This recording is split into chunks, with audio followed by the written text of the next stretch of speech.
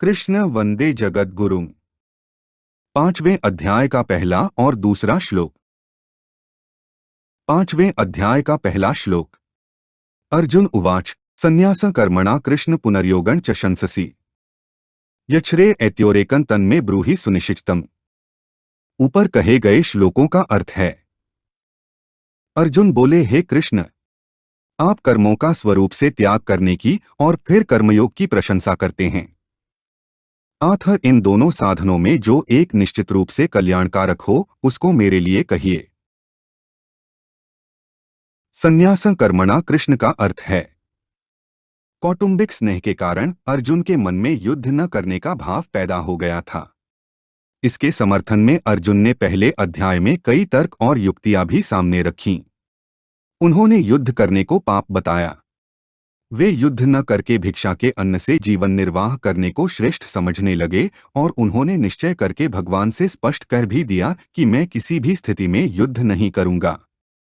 प्रायः वक्ता के शब्दों का अर्थ श्रोता अपने विचार के अनुसार लगाया करते हैं। स्वजनों को देखकर अर्जुन के हृदय में जो मोह पैदा हुआ उसके अनुसार उन्हें युद्धरूप कर्म के त्याग की बात उचित प्रतीत होने लगी।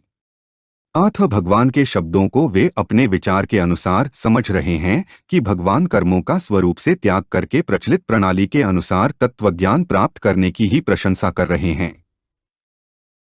पुनर्योगं च शंससि का अर्थ है चौथे अध्याय के 38वें श्लोक में भगवान ने कर्मयोगी को दूसरे किसी साधन के बिना अवश्यमेव तत्वज्ञान प्राप्त होने की बात कही है।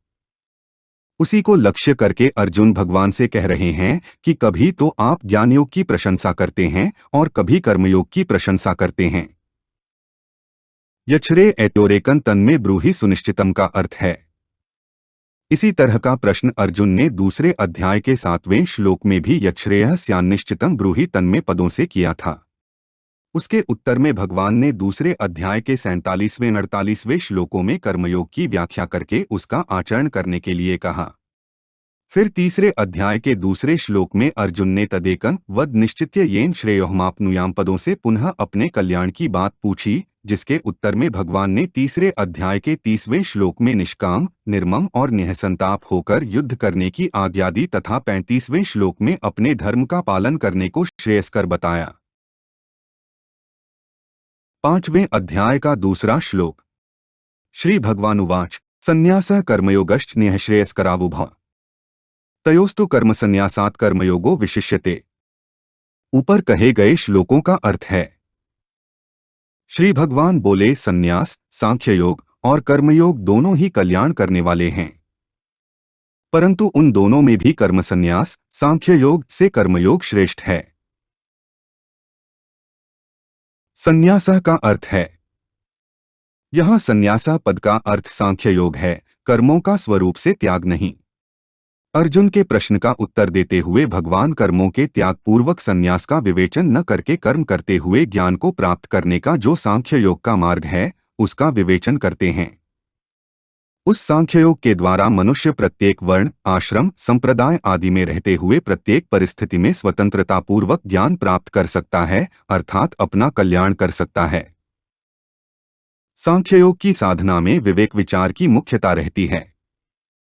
विवेक पूर्वक तीव्र वैराग्य के बिना यह साधना सफल नहीं होती।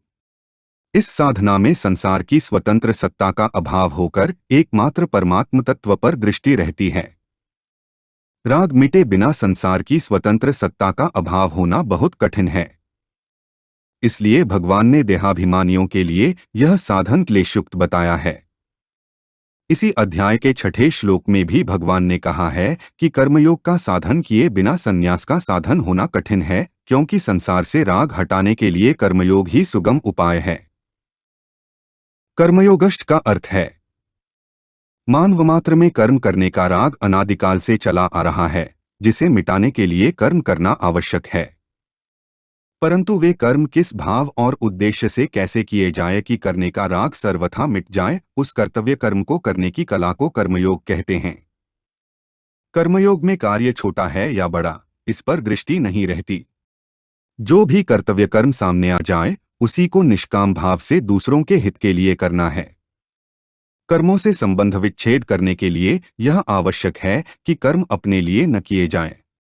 अपने लिए कर्म न करने का अर्थ है कर्मों के बदले में अपने लिए कुछ भी पाने की इच्छा न होना। जब तक अपने लिए कुछ भी पाने की इच्छा रहती है, तब तक कर्मों के साथ संबंध बना रहता है। निःश्रेयस करावुभाव का अर्थ है। अर्जुन का प्रश्न था कि सांख्य योग और कर्मयोग इन दोनों साधनों में कौन सा साधन निश्चयपूर्वक कल्याण करने वाला है। उत्तर में भगवान कहते हैं कि हे अर्जुन, ये दोनों ही साधन निश्चयपूर्वक कल्याण करने वाले हैं, कारण कि दोनों के द्वारा एक ही समता की प्राप्ति होती है। इसी अध्याय के चौथे 5वें श्लोकों में भी भगवान ने इसी बात की पुष्टि की है।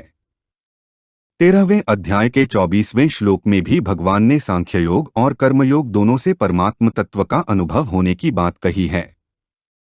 इसलिए ये दोनों ही परमात्म प्राप्ति के स्वतंत्र साधन हैं। तयोस्तु कर्म संन्यासात का अर्थ है।